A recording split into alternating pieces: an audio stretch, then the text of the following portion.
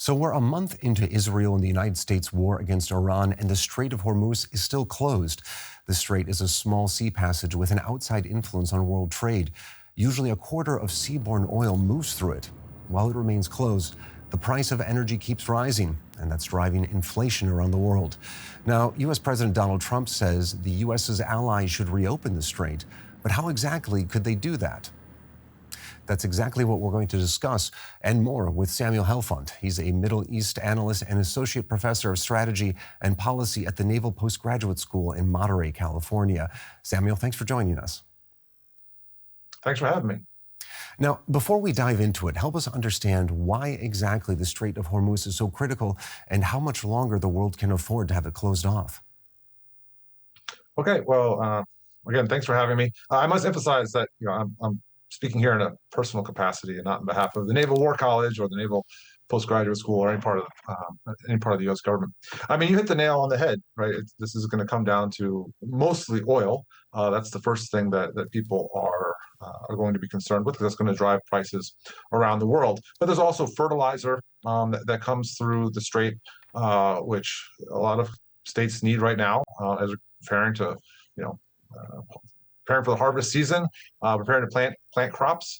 They need to grow food, and that's going to rely on that fertilizer too. So there's a lot of reasons, and then there's just the principle of it, the principle of keeping sea passages open for world trade. Because if you can allow a state to close down international sea passages, then that's a precedent that's bad for everybody all over the world.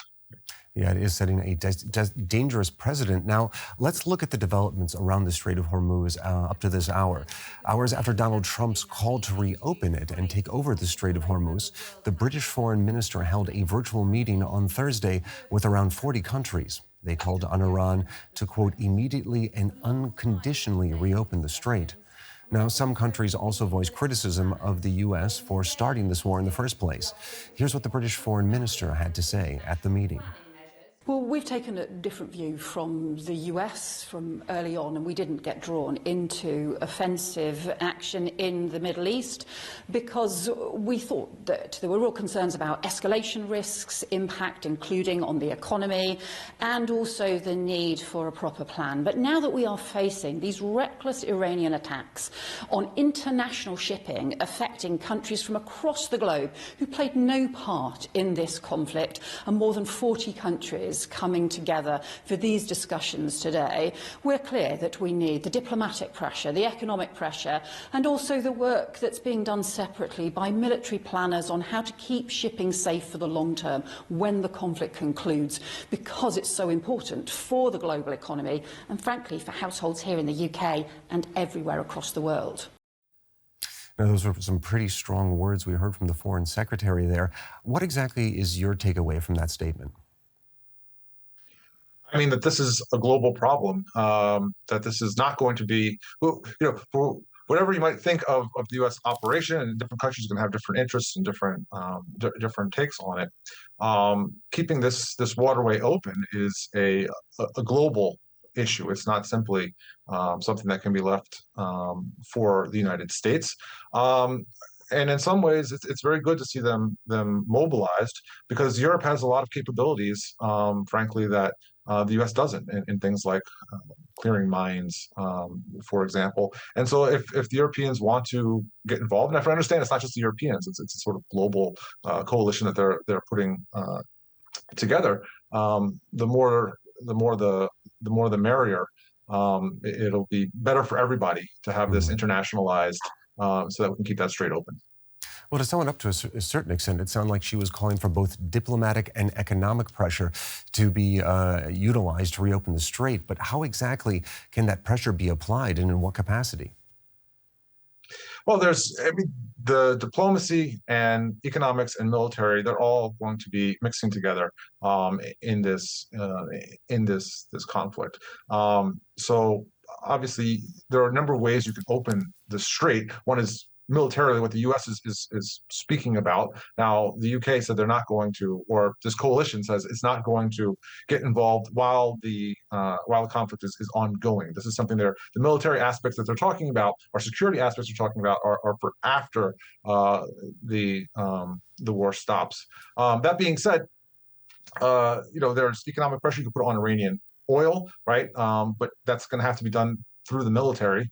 And there's diplomatic pressure. I mean, China is helping Iran. So if the Europeans or other Asian powers have some connections with China that they can leverage for this, maybe that can help as well. Well, as you just said there, she did stress that a military option could come into play, but only after the conflict is over. So do you see any appetite anywhere from the U.S.'s allies to get involved in a military operation to reopen the strait? It's hard to say. I mean, people are keeping their cards pretty close to their chest. Certainly, there are some states in the Gulf itself, like the United Arab Emirates, which have been speaking about it. But I don't really think the U.S. is going to find much aid right now. Things could change; they're evolving. Right now, if the U.S. wants to open the strait, it's probably going to have to be a U.S.-led operation, maybe with some minor help from our Gulf Arab allies or some European allies that are doing this quietly. Now, I want to play a soundbite from Donald Trump again, in which he calls on the rest of the world to open up the Strait of Hormuz. Let's take a listen. The United States imports almost no oil through the Hormuz Strait and won't be taking any in the future. We don't need it. We haven't needed it, and we don't need it. We've beaten and completely decimated Iran. They are decimated, both militarily and economically and in every other way. And the countries of the world that do receive oil through the Hormuz Strait must take care of that passage. They must cherish it. They must grab it and cherish it. They can do it easily.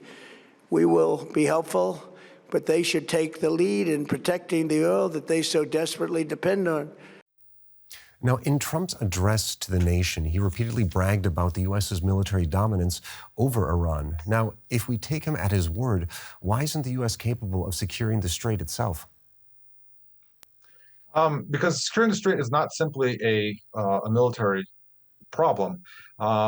There is a connection between the military aspects of this, but also economic, diplomatic, and particularly we're talking about anything at sea. You have these international, multinational companies, right? So what the U.S. military can do in a place like the Strait, what navies can do, is they can reduce risk for shipping, but they can't make the decision themselves for those ships about what level of risk they're willing to take to get through that strait. So that strait itself is very narrow, and the Iranians are going to be able to always have some level of threat if the Iranians want to threaten shipping. The U.S. isn't going to be able to eliminate that threat completely, and then international shipping companies are going to have to take a big risk to go through there, even if the U.S. can mitigate it significantly. I mean, a large oil tanker, depending on the oil prices, it can be up to $200 million worth of oil on a single ship. So that's a big risk for someone to take going through. And like I said, the U.S. military can reduce that risk, but it can never eliminate it completely. Now, you recently wrote an article arguing that naval power is not the same as sea power. What exactly did you mean by that? So sea power is the ability to move goods, people, weapons, what have you, to use the sea for your own benefit and to deny it to your adversaries. Now, navies are a big part of that. For example, like as I just said, they can reduce risk on shipping so that you can get goods right to your country or through a strait if it's contested. But you need the ships themselves, the merchant ships, right? Typically, historically, states have had national shipping that they can use to do this. The U.S. has outsourced most of its national shipping, so we don't have many U.S. flagged ships. We don't own many ships, and so therefore, what we can do is we can reduce ships for multinational companies, but we can't force those multinational companies to sail through the strait. If the U.S. had a merchant marine, as it has had in previous periods, earlier in the 20th century, for example, you can reduce risk, and then you can compel U.S. flagged ships to sail through those contested waters. But because we only have one half of that equation, there's only so much we're going to be able to do to get that shipping going through the strait. So if we're looking at the naval power in this regard, what exactly would a military operation to secure the Strait of Hormuz actually look like? What would it require? So there's two different ways that you could handle a problem like the Strait of Hormuz from a military standpoint. The first is the most straightforward, is just to use force to reopen the strait and try to eliminate threats that are coming out of that strait. So this would take bombing campaigns to try to eliminate any kind of threats, missiles or mine-laying vessels along the coast or even inland. Would probably take some amphibious forces or airborne forces to take some of these strategic islands that are in the Strait of Hormuz and then in the mouth of inside the Persian Gulf. But then again, you're never going to be able to eliminate all threats. The coastline of Iran is very rocky, it's mountainous, there's a lot of caves and inlets, and then some of the threats that are coming to shipping aren't even coming from the coastal region. You can fire some of these or shoot off some of these drones from hundreds of miles inland. So there is this direct way to go in and try to eliminate the threat, and you can use destroyers and other smaller vessels to escort ships and protect them. So some sort of combination between eliminating the threat ashore and using escort vessels to protect shipping in the strait itself can do a lot to reduce risk.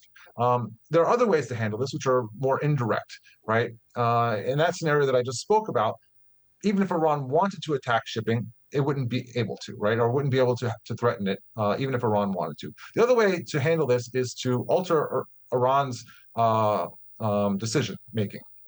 Right, and this is done by taking something that Iran wants or threatening something that Iran really values. For example, the oil. This is why people have been speaking about Card Island, where most of Iran's oil is shipped out of. And if you can threaten the Iranian oil, or you hold this, this oil, this is something called coercion. Then you can get the Iranians to decide not to threaten the shipping because they decide that exporting their own oil is more important than threatening everyone else's oil. So there's two different sides. One, what a strategist would call compellence, which is just to open the strait through force, or coercion, which is sort of indirect to alter the Iranian decision-making in some way. And each of these would be a significant military operation. It would take some sort of combination of naval forces, forces from the air, and at some point there's going to have to be troops on the ground on some of these islands, or even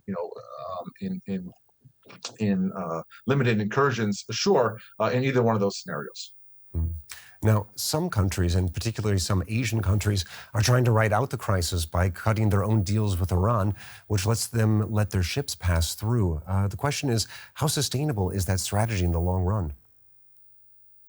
I mean, it's in the short term, it's doable. As I said, sea power, it's not just military, it's diplomacy, it's everything that goes into being able to use the sea, and diplomacy is a big part of that, right? It wouldn't be the first time in history that someone used diplomacy in order to get their shipping through a choke point or contested water. So this is how sea power functions. That being said, I don't think anybody wants to see states being able to just close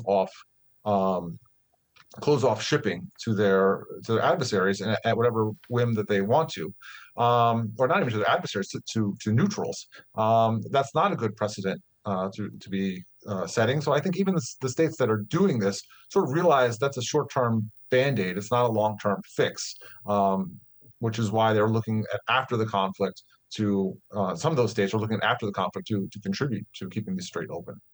And one of those countries looking towards after the conflict is, of course, China. Let's take a brief look at what the Chinese foreign minister had to say about the conflict today. The root cause of obstruction through the Strait of Hormuz is the illegal military actions by the United States and Israel against Iran. Only through a ceasefire and the achievement of peace and stability in the Gulf region can the security and smooth operation of international shipping lanes be safeguarded. All parties should make efforts to de-escalate and prevent destabilization from having a greater impact on the global economy and energy security. And excuse me, I misspoke there. That was a Chinese Foreign Ministry spokesperson there. So China imports more oil through the Strait of Hormuz than any other country. Shouldn't getting the strait open be their number one priority? In some sense, it would make sense. And I think, outwardly they're talking about wanting to have the strait open. But then again, they have been able to get several of their ships through. Now, I don't think this is a long-term sustainable what they want to see. But on the other hand, there are some benefits for China to see this conflict continue on. One, they're getting their oil through, and this is it's cheap Iranian oil. They get it at below market value. So as long as they continue to get their oil, it mitigates that problem to an extent. But also, this is tying up American forces. Some of the American forces that are in the region now were supposed to be in the Pacific. The USS Tripoli, which brought a bunch of Marines and arrived to the region, I think just in the last couple of days, is home ported in Japan. And so, anything that's going to tie the Americans down, help Americans run through some of their munitions. China has got to be looking at that and saying it's not so bad. And that leads me actually directly to my next question. Now, some analysts have said that China is also benefiting from the crisis by being able to study in real time how far the U.S. is willing to go in a conflict like this. Do you agree with that assessment? I think that would be the case in any conflict anywhere, right? Any adversary or even just a neutral is going to study it and look at how each side acts, what they're willing to do, how well they operate. The Chinese watch American exercises, right? They come out to Hawaii to take a look at American exercises, uninvited. So of course they would come and want to look at how America operates in a real conflict. And frankly, we're going to do the same. And this has been done, for hundreds of years by all sides of the British or the Americans would send observers to wars that they're not involved in to see how each side acts, to see how new weapon systems function, and to see how much will each side has to press forward. Now, before we wrap up, I want to listen quickly to UN Chief Antonio Guterres and what he had to say about the conflict. My message is clear to the United States and Israel. It's high time to stop the war that is inflicting immense human suffering and already triggering devastating economic consequences. To Iran, to stop attacking their neighbors. The Security Council has condemned these attacks and reaffirmed the need to respect navigational rights and freedoms along critical maritime routes, including the Strait of Hormuz. Conflicts do not end on their own. They end when leaders choose dialogue over destruction. That choice still exists and must be made now. Now, as we heard there, the UN chief is calling, of course, for peace. Now, a final question. Do you see a clear endgame here for the United States? And how do you think the Strait of Hormuz will play into that in the long term? I don't see a clear endgame. It doesn't mean there's not one, right? There's a lot of things that simply I don't know. I'm not privy to any special sort of information, but just from the outset, it looks like a very difficult problem, because Iran has struck out at its neighbors. A lot of them are our allies in the Arab Gulf states, and at least from what we're seeing in public, they seem to be calling. They don't want to live in a world where Iran continues to threaten them after it has just attacked their cities. And so there's a lot of pressure on the United States to end this in a way in which Iran is not going to be a threat. Now, the problem is, how can the U.S. do this, right, without risking significant American lives or getting drawn into a broader conflict, which the U.S. doesn't want to do. So there is some room for diplomacy there. If the U.S. can set out a clear set of demands and they can find someone in Iran that is willing to abide by those demands, then that's a path forward. It's tricky because you have to find someone in Iran who is not just willing but able to control the military in the country. And it's tricky from the American side too. We've spent a generation calling Iran this kind of rogue state, and sort of vilifying it for good reasons, right? They've done a lot of unpleasant things, but then it's very difficult for to get political will in the United States to actually make peace with a regime like that, even if they follow through on all the demands that you've made. So it's a tricky diplomatic situation. It's a tricky military situation. Certainly, the Strait of Hormuz will play into that. If the conflict ends where Iran is still controlling the Strait of Hormuz, that's a horrible precedent for everybody in the region, and frankly, in the world. And so the U.S. will probably want to handle that in some ways before ending the conflict. But then again, it's really hard. It's really hard to tell. All right, I'm afraid we'll have to leave it there. That was Samuel Helfont from the Naval Postgraduate School in Monterey, California. Thanks for joining us. Thank you for having me. So are you feeling the economic impact of the war? And how do you think the conflict will end? Let us know your thoughts in the comments. And if you like this video, please hit that like button. And if you haven't already, don't forget to subscribe.